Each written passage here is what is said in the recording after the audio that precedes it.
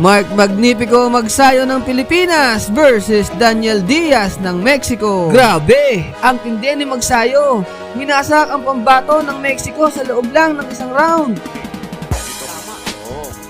Inuuna kung nagtutugan na yung matigali. Mula sa kanyang power, mula sa kaliwat kanan ng so.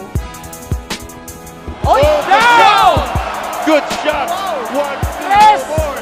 4, 5, 6, Display.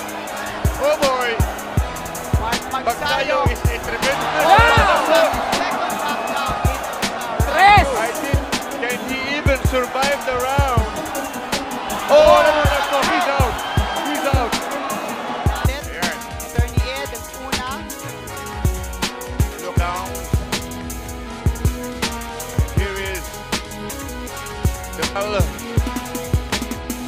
double left A ng mga yan ang best shot.